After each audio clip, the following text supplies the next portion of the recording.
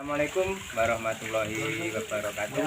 Salam bonsai mania, kreativitas bebas tanpa batas. Masih di seputaran Trenggalek Lur. Kali ini saya bersilaturahmi ke tempat Pak Agus Bonsai Trenggalek. Nanti kita akan bahas seputar ilmu-ilmu perbonsaian yang pastinya sangat bermanfaat sekali. Untuk itu pantau terus videonya. Jangan lupa subscribe, share, like, and comment. Atur suwun. Ini unik juga ini Lur bentuknya.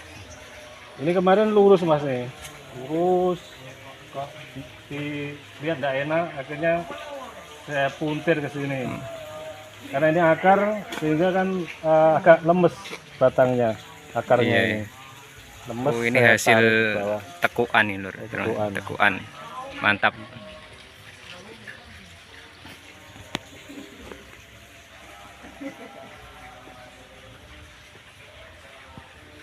Ini apa Pak?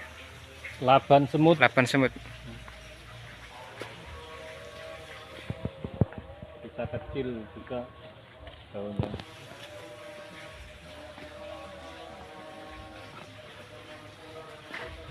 Ini batu buatan sendiri mas nih, sehingga ringan batunya.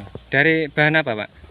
Ini dari kertas koran yang dicampur dengan semen, kemudian dibentuk sehingga tidak terlalu berat kalau kita mau memindah. Mungkin kalau ini batu asli mungkin sudah berat sekali. Seperti batu asli nih Lur. Sangat kreatif Pak Agus ini. Bisa ditiru nanti di rumah.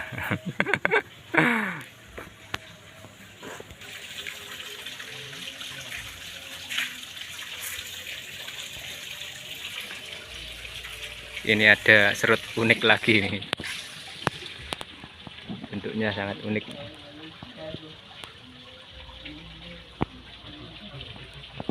Ora ditata ndek dhure pisan. Kalau ini termasuk jenis serut yang bagaimana nih Pak gayanya ini? Gaya rap ya. Tahu gaya Rap ya? Gaya mendelosar mas. Mendelasa. Apa Mas Nur? Termasuk gaya apa Mas Nur ini? Kalau ini ya connecting root Connecting root. di akar, kemudian panorama, masuk di panorama connecting root. Iki nek ngiramban lah yang jelas. Iki ndek sakmene dhuwur, ndek. Kurang besar mas. Ini juga termasuk anu Mas. Connecting root ya, Mas Nur? Iya, sama. Di depannya sini lah.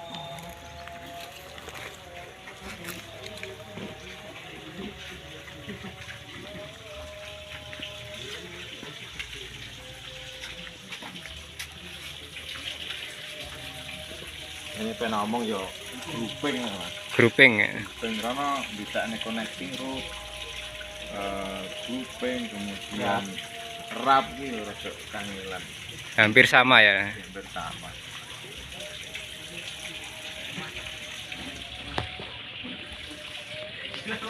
Sudah proses berapa tahun ini Pak Agus? 2 tahun ya ini. 2 tahun. 2 tahun di atas pot terus ini.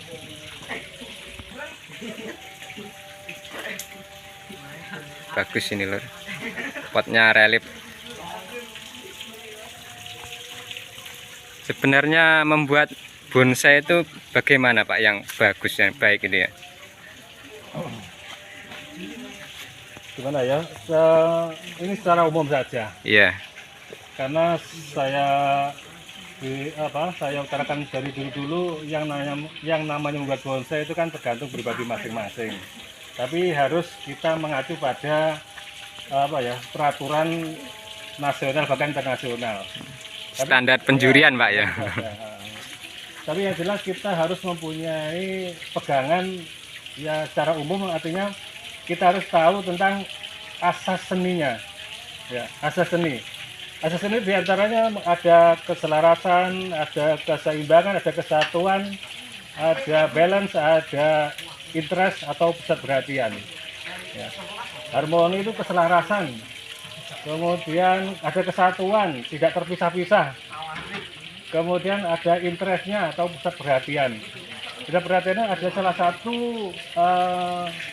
salah satu yang difokuskan, ya, tidak ngambang semuanya, sehingga kita tertuju ada salah satu titik yang dominan, supaya kita tidak tidak ngambang atau apa namanya mas, ngambang itu tidak terpecah ke sana kemari. Ada satu, umpamanya ada satu warna yang paling mencolok, ya, atau satu bentuk yang paling dominan, sehingga bentuknya nanti enak dipandang. Kemudian apa lagi? Balance itu keseimbangan kanan kiri, depan belakang, sehingga karya kita tidak jomplang atau tidak berat sebelah. Ya, bagaimana cara menentukan berat sebelah atau tidak berat sebelah atau seimbang itu bagaimana? Apakah kita harus mengambil timbangan? Kan tidak mungkin, lah. Ini kita cara menimbangnya kita menggunakan perasaan. Ya, perasaan. Kalau kita punya perasaan mungkin bisa. Kalau tidak punya perasaan, kita semua punya perasaan. Sehingga kita membelah di tengah, kita timbang dengan perasaan. Seimbang apa tidak itu? Yang nama seimbang itu tidak harus 50-50, bahkan mungkin kurang sedikit pun kocok dewe tidak masalah gitu. Tapi kita harus menentukan seimbangan itu supaya enak dilihat. Umpamanya yang kanan kurang berarti harus kita tambahi, yang kanan lebih berarti harus kita kurangi. Kita yang penting hati kita melihat karya itu enak lah kita dipandang. Nah, untuk menentukan enak tidaknya itu tadi kita harus banyak-banyak melihat, banyak-banyak belajar, banyak-banyak membuat. Kita mau menentukan keseimbangan itu kalau secara instan sulit, ya. Pokoknya kuncinya dipandang enak sudah lah, gitu aja. Cara singkatnya gini mas, jadi tadi kan ada ini kan biasanya wongi ini sih ini background mas. Belakang ada namanya background. Kemudian kalau depan ini jarang, biasanya ngomong background tok. Padahal untuk ini ada background, itu ada tadi yang saya sampaikan foreground mas. Foreground itu bagian yang depan namanya foreground. Kemudian ini ada middle, ini middle ground, yang ini. Jadi tokoh-tokoh di tengah ini namanya middle, ini foreground. Jadi ketika kita tengahnya tadi middle groundnya ini sudah ada, ini middle ground di sini. Ini background lagi, jadi kalau ada pohon sebesar ini ada background, jadi kesannya jadi jauh, keseimbangannya ada.